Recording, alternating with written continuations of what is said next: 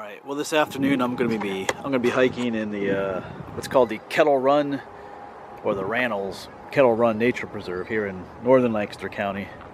And right over here is 322, and I parked on this pumping station road up here. And there's another little preserve here called the Upper Hopewell Forge Wildlife Preserve.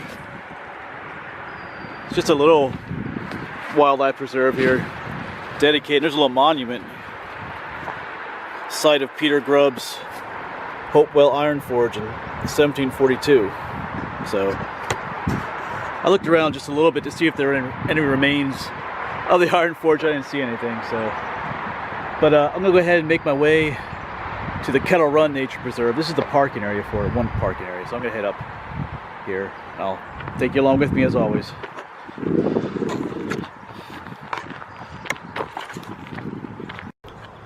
Yeah, so like I said, this is Pumping Station Road. Right there's the parking area. There's my truck. And you cross the road over to the Horseshoe Trail. Because they have these yellow blazes here for the Horseshoe Trail and a sign for it. And this takes you to the Kettle Run Nature Preserve. Or at least hopefully it does.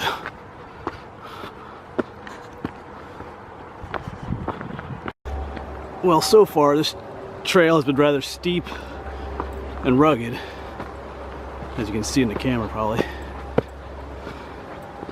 But up here somewhere should be a blue blaze trail.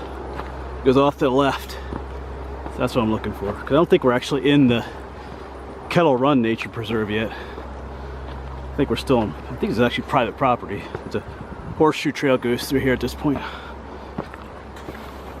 Alright, here's the sign for it. The Horseshoe Trail continues that way. I think I'm coming back that way if it all goes as planned. But here's the sign for the preserve.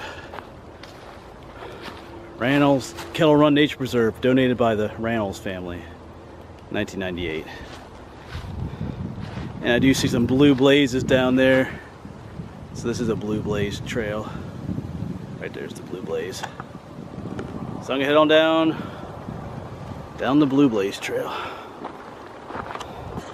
And this is supposed to make about a 2-mile loop, the website said.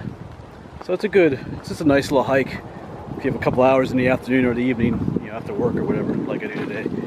So, never been here before, but always like checking out new places.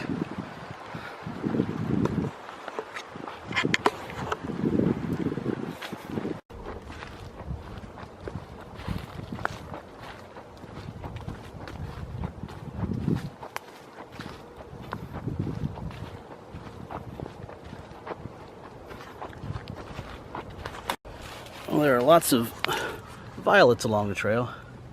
Got these ones. And some darker purple ones up here. Been seeing a lot more of the darker ones than these ones, but these are nice too. And we got some flowering dogwood trees up in the distance there. Getting close to those in a minute or two here. Yeah, here's a closer view of some of those. Zoom in on the flowers a little bit there. There you go. Oops, sorry about that.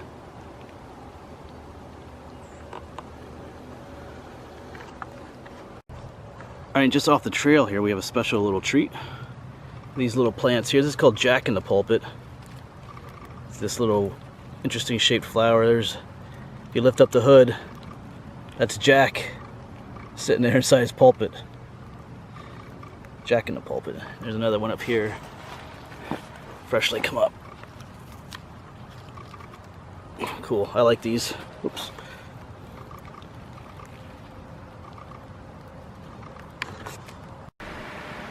Well, I've come off the trail a bit down to the stream here. I think this is called Kettle Run. I'm gonna stop here and eat some lunch, I think. Brought just a little bit of, well, not some lunch, whatever this is. It's not lunchtime anymore, but I'm gonna sit here and eat for a little bit, a little snack.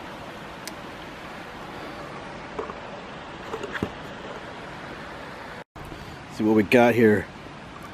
Dark chocolate peanut butter with honey on marbled rye bread. It's good stuff. Very good. Back on the trail again.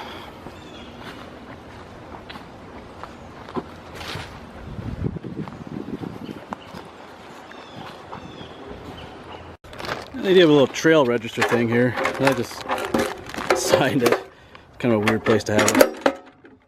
Close this thing up. We got these little fellas down here. I think these are anemones, they're called. There's different types of them. They're nice to see too. Here's a much larger one of those jack-in-the-pulpits, a little bit bigger than the other ones we saw. Here's some cool mushrooms. It's been a while. Not sure offhand what this is.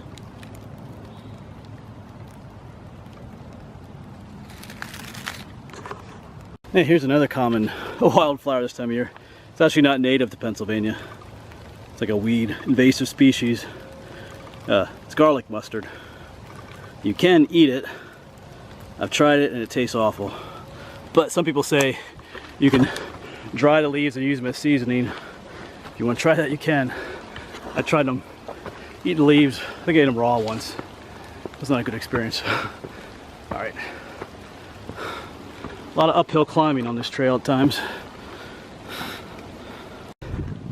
Well, finally made it to the top. I'm out of breath. Feels like most of the time I've been going uphill. We're back on the horseshoe trail here now on top of this mountain, and had a steady light rain falling for a little while here, so getting just a little bit wet and sweaty. Yeah, it was quite an uphill hike just there. The trail, you come up the horseshoe trail and go down into the valley where that creek is, and you gotta come all the way back up again. This thing like brought us to the highest point on this mountain, it feels like. All right, good thing is it should be downhill from here. All right, keep on going.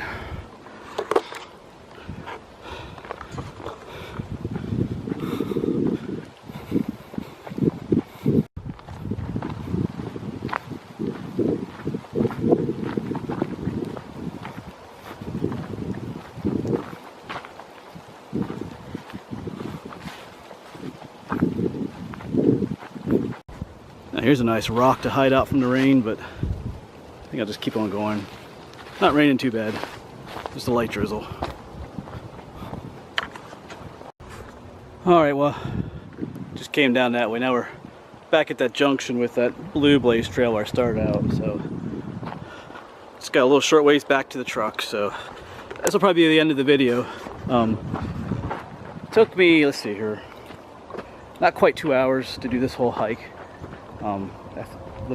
The website said it was 2 miles, but it's like, I guess that's correct, but I guess you could do it fast, but I did stop to take a little break to eat, and there was one really steep uphill that slows you down quite a bit.